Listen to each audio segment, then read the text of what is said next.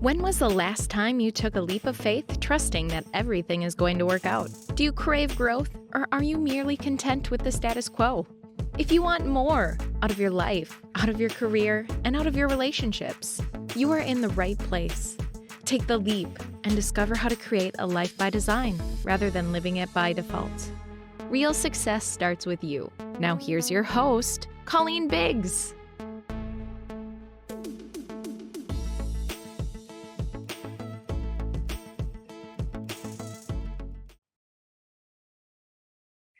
Hello, listeners, and welcome back to another episode of Take the Leap.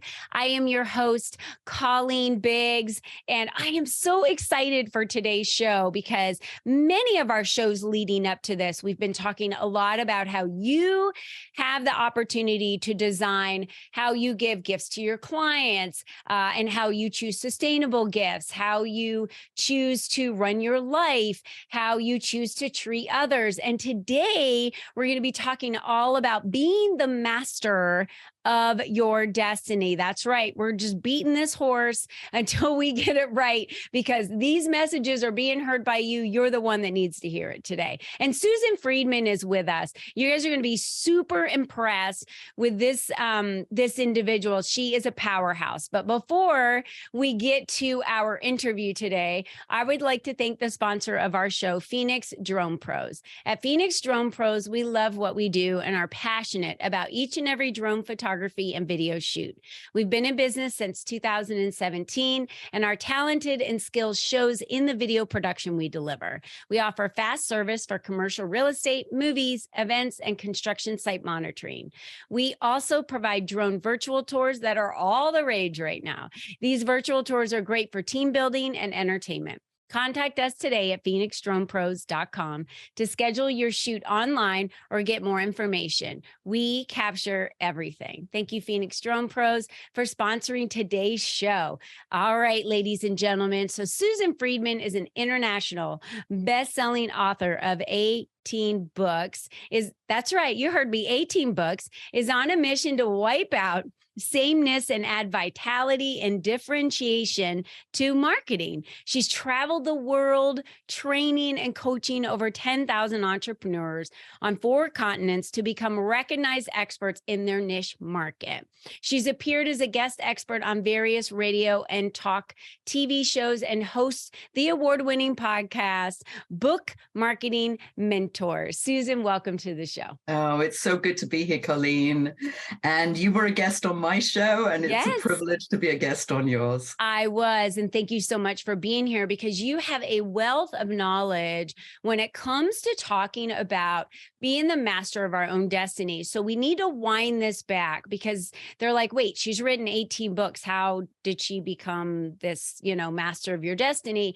Well, I want to go back to where it started, because where it started is really what puts us on the path to not be victims, right, of our circumstances. And when the path shifts and the doors close, that's when our purpose is revealed. That's when our why is revealed. And that's when we just blaze these trails, as you have, Susan. So wind us back when your corporate America days and how that all unfolded for you. Well, interestingly enough, it didn't actually start in the US. It started in England, in London, and I was hired in sales and marketing for a very large company, a Fortune 500 company. And after a couple of years, there were layoffs. Things weren't going so well economically. And it was one of those situations, I'm not sure if you're familiar with the LIFO method, last in, first out. Mm-hmm. So that was me. But that didn't happen once, nor did it happen twice. But it happened 3 times, Colleen. And that's so when crazy. I was like, I think the universe has a message for me. Yeah. Now, this was over a period of several years. It didn't sort of happen, just like that. But, and I was pretty shaken up that first time. I was I think for a good month, you couldn't talk to me, or I wouldn't talk to anybody. I was down in the dumps. Yeah, I would think that you at that Yes. point, Susan, would think, how I'm not the master of my destiny here. Oh, no, Because I didn't even think that way. right, everybody else is telling me where my path is going to be. They're either going to accept me and I'm going to be part of this company and work at this job, or they're going to fire me and I'm not, right? So you're not in control of anything is probably what you felt in that moment, I'm sure. I Or all did. And I those mean, I moments. never thought that would happen to me. Yeah. You know, it was like, yeah, I mean, when you start a job, you're all excited and you get involved with a company and they train you and they do all these wonderful things, you know, to help you be successful. And then they lay you off. And I'm like, there's something wrong with this picture. Yeah. Yeah. Being laid off and having that feeling like almost like this less, this worthiness, like worthless, Oh, yeah, you just feel horrible. Like, why wouldn't you they want do. me? Obviously, they let me go because they don't feel like I'm worth anything to the company. And so, how did you work through all of that after it happening 3 times to get to where you are? And I know there was a process in between there, and that's what I want to get to be able to be the international best-selling, author of 18 books. I'm sure you have a story to tell, Yeah. but my point of Yeah, that is it's hard. It really takes time and it does. self-reflection to go from feeling like down in the dumps. No one wants me at their company, to designing your own life path and being successful and writing all of these books, and then now mentoring and working with other authors. I mean, there's a process. Totally. And I didn't lay that process out. It sort of evolved. I'm not great on the planning side of things. So yes, after the third time, I mean, I was laughing. And as I said, I know that, you know, up in the sky there, the universe wanted me to do something else. And that's when literally the idea of being a master of my destiny rather than a victim of my circumstance, I really did not want that. I'm too independent for that. And I decided to start my own company. And I was like, what am I going to do? Well, I actually love training. And I was involved in the trade show industry at that time.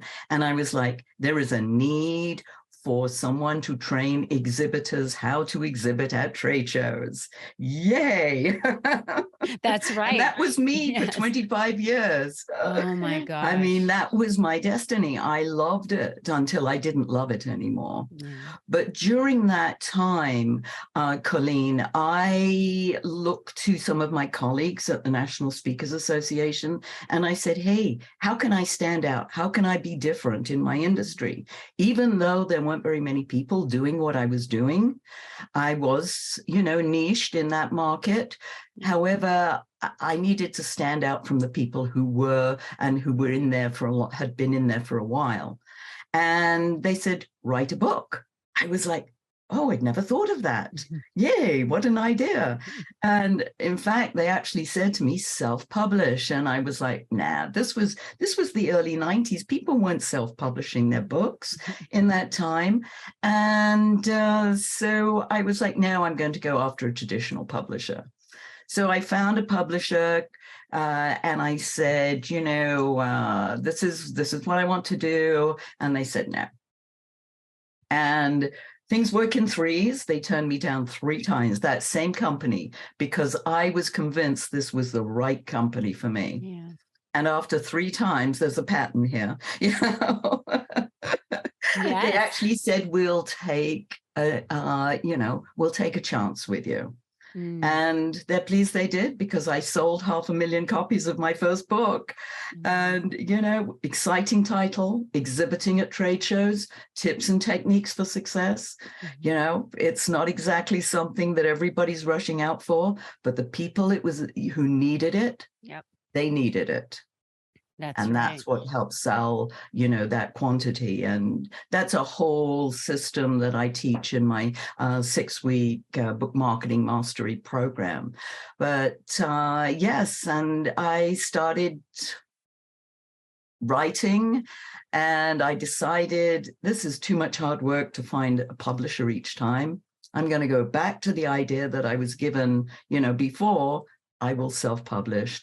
And I created Aviva Publishing, my publishing house. And it was really just to publish works for myself. I never even thought about publishing for others. And then along the way, a book coach came to me and he said, would you publish my book? And I was like, oh my goodness, I never even thought about that. Well, I don't see why not, And it's been now 30 years since I've been running this company, and, he sends me people, and other book coaches send me their authors, and I do specialize in nonfiction. We've published a few fiction books and a few children's books, but our main focus is nonfiction. And along the way, I've written my own books and published my own books.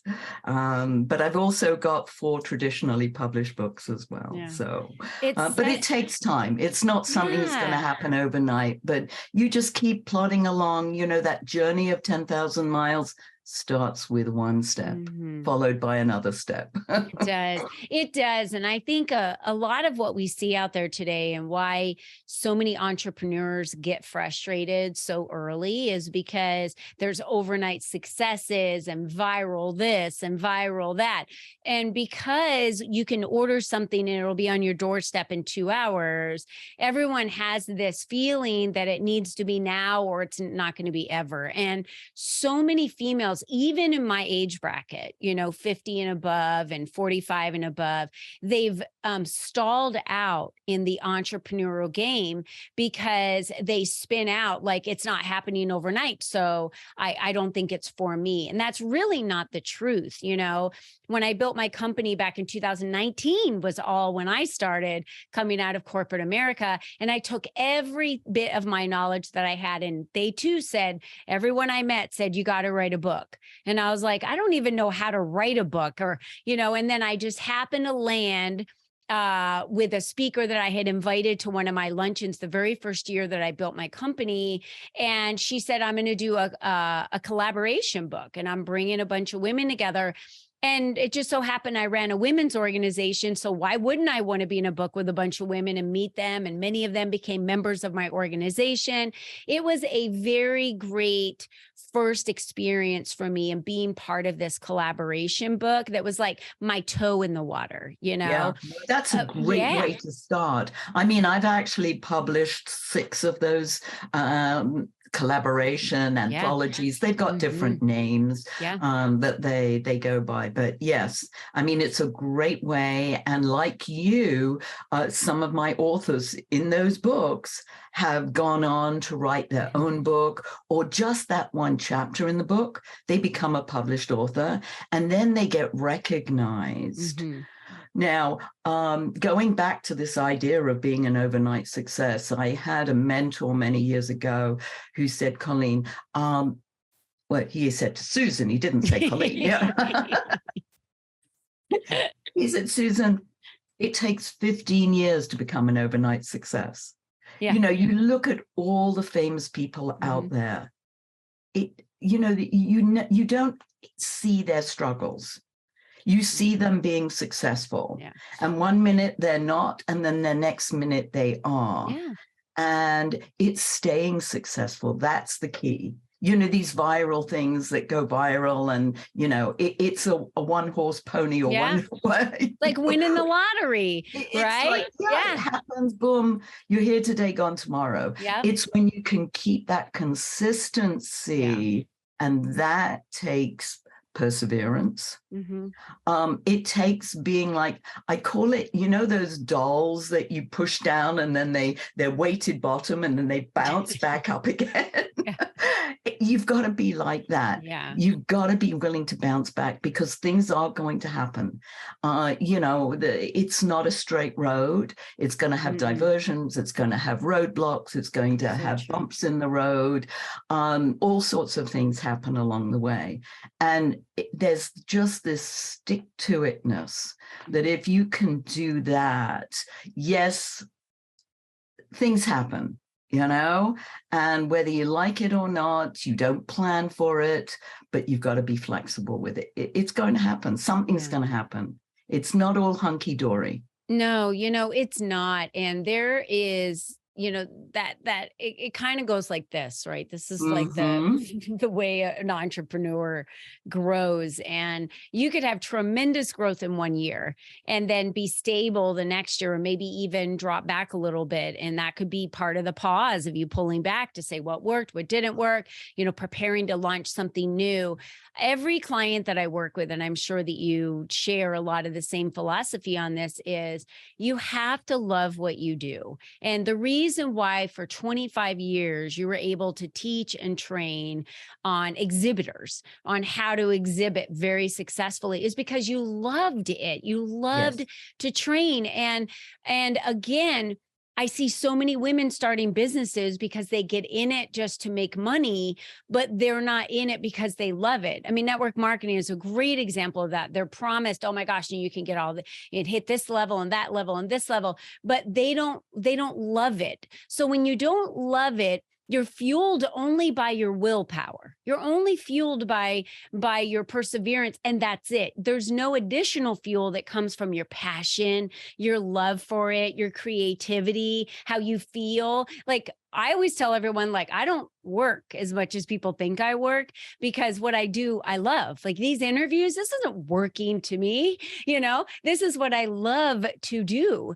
And it's part of my work day of when I'm available to be in my office and working, and I'm passionate about what I do. Yeah. And I think that's a big piece, because willpower will only go so far, and then it will break. It's your passion that sells. Right. I know when an author comes to me how they feel about their book. They just have to talk to me over the phone, and I hear straight away whether they're, oh yeah, it's a book, I wrote this book, versus, oh, I am so excited about this information, I want to get it out to the world and it's for everyone. That we have to change that philosophy. It's not quite for everyone, but yes, the passion is contagious. Yes. And it's that passion, and just you talking with, the energy that you talk with, and the same, you and I both, we both love our podcast. Yes. We love interviewing people. We just love sharing information that can help other people grow. Mm-hmm. That's the business that we're in. Yeah. I believe that we're in that business to help other people be successful. Yeah. And when they are successful, we're successful as well. Yeah. So yes, I mean, I just love that whole philosophy, and I know you've got it. Yeah. I mean, it's what fuels me every single day. It really is the secret behind why I do what I do, because I absolutely love it, and so as part of the process, I even take my clients through is really figuring out if what they're doing is what they love, and that's if they can sustain that, right, by Absolutely. doing what they love. And that's the same with the books. When authors are marketing their book, they've got to love the book. That's going to help it sell. Now, the speaking, training, coaching, that's all part of, the marketing of a book. It's not just, they're not going to make money selling the book. Yeah. Often they didn't know. They write the book and that's going to make them millions, and they're going to be an overnight success. They put it up on Amazon and all of a sudden people are going to buy the book. Ain't going to happen. Right. It doesn't. So I'm glad that you said that, because that really rolls into the next piece of the podcast here is the number one thing about you standing out is you, right? It's definitely the individual, that they're the ones that are their secret sauce, I call it, right? Your personality. So when you work with an individual and they want to write a book and they come to you, because I'm sure many people right now are thinking, I've always wanted to write a book or thought about writing a book, but the process must be unbearable. I couldn't imagine what it would be like. I don't even know what to write on paper. What happens kind of in that first, bit of coming together? And then, like you said, it's not a one and done and you get the book out there. There's a whole process of marketing.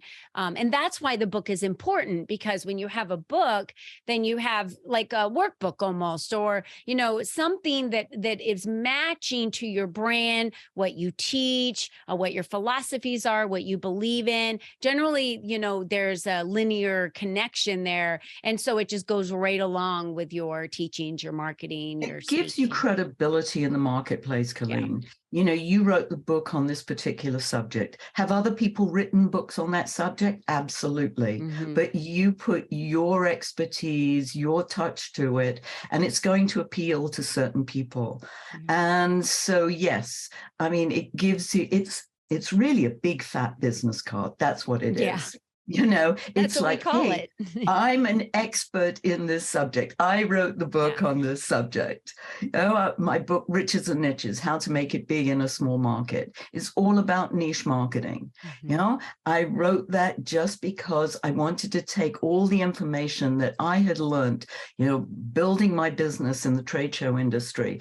And could that be duplicated, that other people could do what I did and didn't have to take 25 years to do it? Mm-hmm. And so I explain it all in that particular book. Yeah. I mean, I've written dummies books as well. In fact, interestingly enough, which is a wonderful story, I was asked to write meeting and event planning for dummies, and the book was ready to go to press, and then an incident happened called 9/11. Mm-hmm. And they got back to me and they said, the publisher got back to me, Wiley, and they said, we're not publishing this book because there are not going to be any more meetings and events because of this, catastrophe. Mm-hmm. And I'm like, are you crazy? So I spent 6 months proving them wrong. I was like, come on, this is facts and figures. Meetings are alive and well and living all over the world. Mm-hmm. And so they ended up publishing the book. Now, that was 20 years ago. Yeah. They came back to me a few months ago and they said, we'd like you to update this book, but it's still selling. Yeah. About 85% of it is evergreen, which, by the way, is great for people to know, to write evergreen material. Yeah. And it's just the 15% of the technology, which was very different 20 years ago than it is today. Instead of overhead projectors, we have digital whiteboards now. Yeah, who'd heard of email and who'd heard of Zoom and, that's right. Doing what we're doing now. Virtual. And so that book is going to be published in January. Oh, that's It's going to be a re-release. So, things happen. I didn't plan for that. I didn't plan for it to sell for 20 years. Yeah. So, you just do the best that you can with what you've got. Yeah. And you put out the information that you have. I call that Absolutely. Playing big versus playing small. If you want to hide and play small, then expect your results to be what you're putting out, right? Equal of action and equal of what you get back. But if you're out there and you're playing big and you're excited and you want to write this book because you want to get it into the hands of the people that really need it, and you're super passionate about it, you've collected a lot of education about it over the years, then obviously you need to contact Susan so she can walk you through how to publish your book. And the process of that, it can be overwhelming for someone that doesn't know how to do it. So that's why I think having someone by your side that walks you through the whole process. I've been through writing several books, and it was so daunting my first round as you start doing it, you're like, oh, this gets easier and easier and easier as you go along. And now it's like, oh, I could do that with my eyes closed. But again, the reason why there are so many books, and if you're like me, I have at least, 10 behind me here, but I have like 10 books on my end table in my office, and I have books just stacked now because I can't fit them in all of my bookcases. Reading is how you continue to learn. It's how we continue to motivate, to be inspired, to be educated, to, feed knowledge into our brains. And so I always have said, if learning is beneath you, then leadership is beyond you. To be Ooh, a I true love that. leader, I you love that. must learn. And Yes. so that is why there are people writing books, hundreds of them every single day being published on Amazon, because someone out there needs a book based on a specific subject.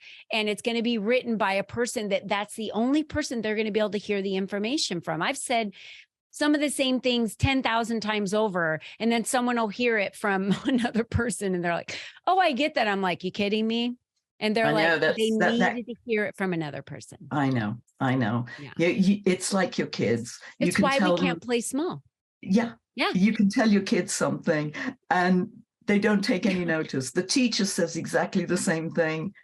And all of a sudden. Yeah, Mom, guess what I learned today? You're like, oh, you learned that today in school? Nice to know that I didn't already teach that to you 15 times. No, but I think you said something really important, Colleen, which I would love to emphasize, is the fact that being a lifelong learner and just constantly learning and taking that and sharing it with others. That's right. That's what I think that both you and I do really well, is that we take information, we don't keep it to ourselves, but we share it with others.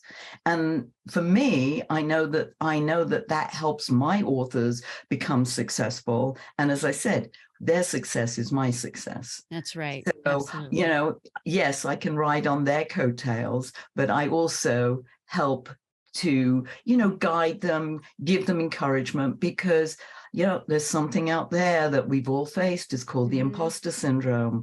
And that is something that comes to haunt us when we write a book and we don't think it's good enough and we don't want to put it out there and it's going to be criticized. I mean, I'm talking for myself too. Yeah. That's happened to me. Yeah. I mean, J.K. Rowling does that. I bring her up all the time. And look what's happened to her. Yeah. Now, not everybody can be a J.K. Rowling. Yeah. But within your niche market, you can be a big fish. Yeah. I mean, that's the whole idea of niche marketing. That's why I'm a proponent of getting into a niche and penetrating that niche. Yeah, 1,000%. I agree with that. So, Susan, for those listening, how do they get in contact with you? What is the best way for someone to find information out about you, connect with you, tell them what they need to do? So, what I'd like to do, Colleen, is to offer your listeners a 20-minute brainstorm with Susan's session. Okay. And that can be with their books, it can be marketing, finding their niche. I'll brainstorm, what will help them, if they're stuck, if they'd like to bounce ideas off of me. I'm really good at that. That's great. That's really and finding, areas where they can pinpoint and, help make a difference in the world, and find out really where their passion is, because maybe sometimes they don't even know themselves where their passion is. So we can help them find that. So yes, absolutely. So that's brainstormwithsusan.com. Okay. And I think you've got that that link that you'll be able to share with people. And we can talk about Aviva publishing books. We can talk about marketing. I've got a lot of knowledge and expertise that I'm happy to share. I have a lot of followers on Instagram as well that listen to our podcast, so they can find you at author.marketer. So author.marketer is where you'll find Susan on Instagram, and you can connect with her, Susan Friedmann, on LinkedIn as well, if you wanted to send her a message there. And we have all of that right there, your fingertips. Social media is I'm not great on social media. LinkedIn is probably the best site for me. Yeah, I'm really getting into Reels. It's something I've been doing more of to get myself out there. I enjoy doing them. They're fun. I had some trainers in teaching my clients last week. So again, just, reaching where your audience is. That's the most important thing to do. Exactly. And that's always what's good. Yeah. And as we're closing out today, I just want to ask Susan, you said in your notes, from being chased by an elephant to hugging a tiger, you have to just share You were chased by an elephant where? And you hugged a tiger where? Two different places. I was chased by an elephant by accident. My husband and I were on a safari, and we were driving a little mini car, and we got between a mother and its baby. Whoop. Don't do that. Don't ever do that. Yeah, not even in real life. Not even with humans. No. So the mother really chased us. We had to put our foot on the accelerator. Yeah. She's pedal to the metal. Yes. Protecting her baby. I get that. And you Absolutely. hugged a tiger. Like, I don't know if I would want to hug a tiger. Those are a little scary to me. Thailand. Really? That was, they had a tiger preserve, and you could pick whether you wanted to be, with the babies. Most of the people wanted to be with the babies. But there was a long wait for that. So my girlfriend and I, we went and did the teenage tigers who not so many people paid attention to. And a trainer comes in with you.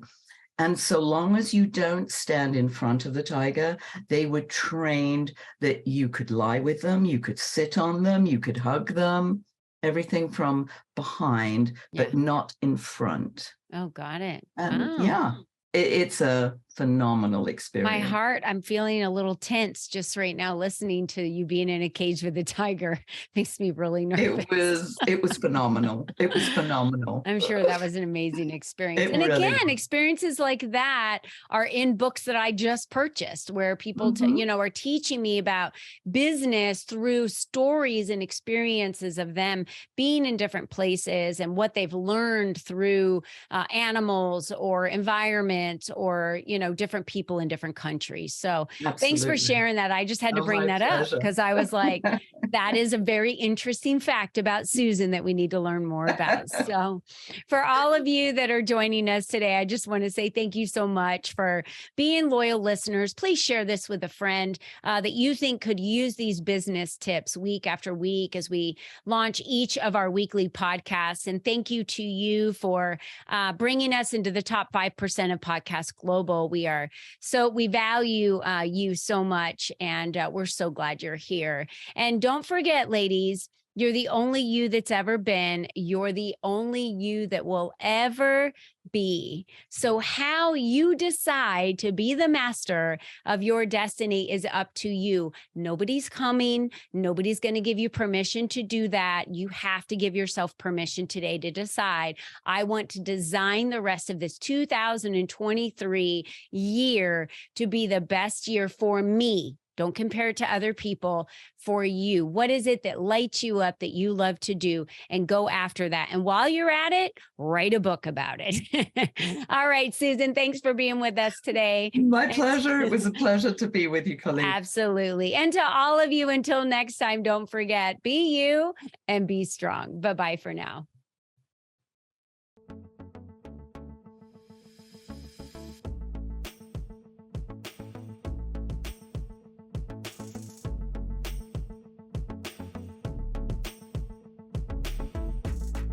We hope you enjoyed our show today, as our guests shared their secrets on designing their life by taking the necessary leaps to expand their influence and attract the right people and clients into their lives. To start these easy steps for yourself, be sure to visit www.colleenbiggs.net/freebies to download the 7 ways to increase your exposure today.